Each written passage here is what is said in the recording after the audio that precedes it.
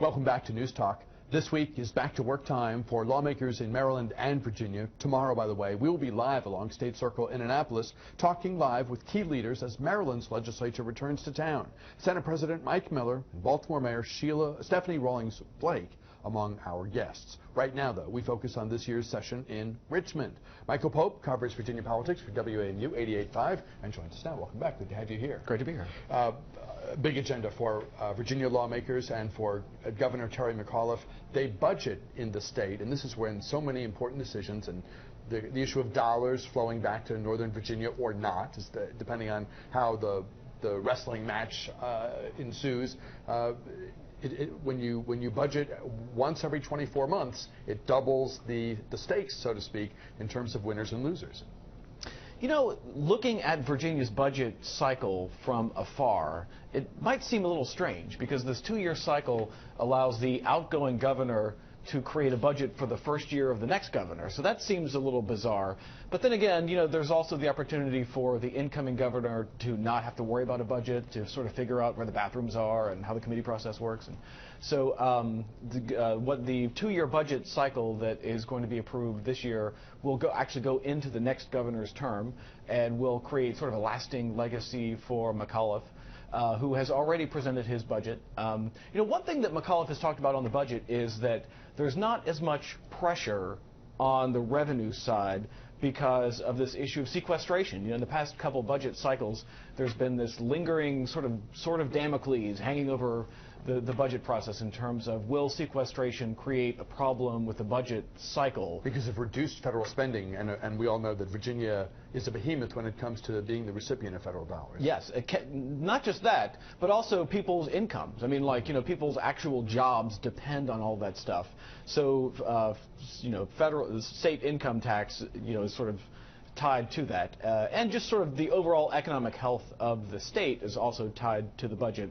So now that sequestration has sort of been taken off the table temporarily, it sort of frees up the revenues in a way that gives the lawmakers in Richmond way more flexibility. So what do they do with all that cash is really the issue. The governor wants to pump $1 billion of new money into education. This is something that he's been pressed upon really hard by leaders in Fairfax County, specifically the Board of Supervisors chairwoman and the superintendent there. They want money for Fairfax County schools. And they're in the middle of a big discussion about finances right now. That's right. That's right.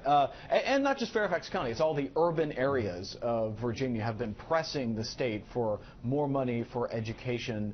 And the group is known as the Urban Crescent. They've been pressing lawmakers for more money. So Republicans, interestingly enough, are sort of on board for some of this. Like, for example, restoring some of the education funding to pre-recession levels. You hear some talk about, you know, favorable talk from Republicans on that. Where they start to differ, though, in terms of the money is raises for teachers and sort of going beyond pre-recession levels. Governor McAuliffe and the Assembly have butted heads for quite a while now over the Medicaid money that is available from the federal government to reduce the number of uninsured, particularly the people who work but don't have health insurance through their job. There is money that Virginia has rejected for quite some time. To what extent is this going to be an issue this time, and are they just going through the motions?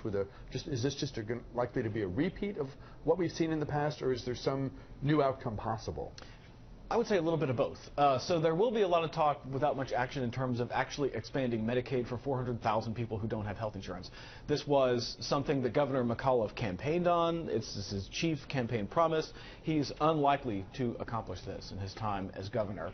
So there's going to be lots of light and heat, but not a lot of action on actually expanding Medicaid for people who don't have health insurance. One sort of trick, though, that's sort of a new wrinkle in this is an effort supported by the hospitals to capture some federal Medicaid dollars that could go to hospitals, so not going to people that don't have health insurance. It's important to remember.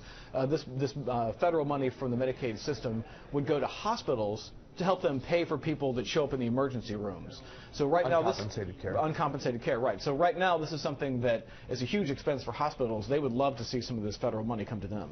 Virginia Republicans are really angry at the Democratic Attorney General, Mark Herring, because of action that he has taken in the Second Amendment area in terms of the reciprocity that gun owners enjoy when they cross state lines. Are we going to see action on this? Is this will we see retaliation? Because yes. the level of emotion is obviously quite high. Although Attorney General Herring's actions did no doubt please some people. Emotions run strong on both sides of this issue. This is, the gun issue, of course, has captured the national spotlight, and people care very deeply about this. Lots of people were supporting Herring's decision. It was very controversial, though, and there are several Republican efforts that have already been introduced in response to this. One of them is Senator Dick Black, the Leesburg Republican. He wants to do something called constitutional carry, which is basically you don't need a concealed carry permit. If you can actually own a gun, you should be able to walk around with it concealed if you want to. 2 other states already have this, Arizona and Alaska. So Senator Black's legislation would sort of be modeled on that. Another effort is Delegate Lee Ware of Powhatan. He wants to do something called universal reciprocity. This is something gun advocates have been pushing a long time, which is basically if you have a concealed carry permit anywhere, you can use it in Virginia. This includes Kentucky and North Carolina, whose concealed carry permits will no longer be accepted in Virginia as a result of Herring's actions. Then there's Senator Tom Garrett, the Republican of Buckingham. He wants to strip the Attorney General of the ability to determine whose concealed carry permits are active and whose are not. So this is shaping up to be a fairly big issue yes. During the course of the legislative session this time. There's broad expectation that there will be reform, or at least an attempt at reform, of the car title lending, the payday lending rules that exist in Virginia now, and this, I believe, flows from a series you did for WAMU. So last year I spent several months investigating the car title lending industry, and we did an investigative series that aired in October that revealed that much of this industry happens in the shadows, beyond the scope of regulators. And this has to do with the lending products. These car title lenders often will offer something that's not a car title loan at all, and so therefore all of the regulations about car title lending don't apply to it. So there have been several attempts to crack down on the industry, one of which is by Delegate Randy Minshew. This is a Republican from Northern Virginia that has captured the attention of the governor, and the governor actually wants to see an identical bill in the Senate. It would cap all of these lending products at 23%. Most of these lending products, by the way, right now are more than 200%. Wow. So this particular piece of legislation would cap car title loans at 23%, as well as consumer finance loans. This is the other lending product, plus payday loans and something called open-ended credit. The concern, of course, being that if you're going to one of these places, you're maybe just having a short-term cash flow problem, or maybe you're in a more precarious situation where your expenses outflank your income on a fairly regular basis, and that if the interest rates are jacked up so high that there's no escaping, then people go from the frying pan into the fire.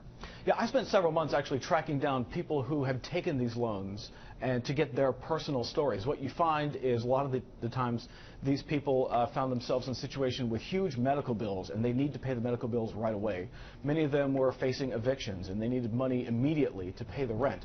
So what happens is you walk into a place like Title Max or Loan Max or Fast Auto Loans, you hand over the title to your car in exchange for immediate cash. So you take care of the immediate problem, but then you find yourself in this loan that has more than 200% interest, and depending on how you structure it, you sort of could get around the regulations in a way that stretches it out indefinitely, which is really good business for the car title lenders. Because you've got the people on the hook for potentially quite a long period of time. Really good business for the car title lenders that could make money by doing that, but now there's this discussion in Richmond about whether that's good public policy. We have about a minute left. State Senator Creed Deeds, who ran for governor and whose son, who was injured in a violent scuffle with his son, he is now suing the Commonwealth. Can you talk briefly about that? Sure. It's a $6 million lawsuit. You may remember back in 2013, Creed Deeds' son, who suffered from mental illness, attacked the senator, stabbed him about 13 times, and then committed suicide. A very tragic case. And it sort of opened up the failings of the mental health system in Virginia. And this is exactly why Senator Deeds is now suing the state, as well as the local community services board and the mental health care worker involved in this tragedy, to sort of show how the system failed and potentially as a result of the $6 million lawsuit, make some changes that could fix the system. And of course, he's been an outspoken advocate for improvements in the system, and he's been tracking efforts to improve the system ever since the horrible tragedy. He says this is now his life's cause. His son dying tragically, and of course he's lucky to be alive. I mean, given the severity of the injuries that he suffered. And still bears the scars of it, too. The literal and the physical and emotional scars, absolutely. So I know you'll be tracking the General Assembly closely. Thank you very much for your time. Michael Pope, he covers Virginia politics for WAMU 88.5. Always good to have you here. We'll talk with you again soon, I am sure. We'll take a break. We're back, though, with more News Talk right after this.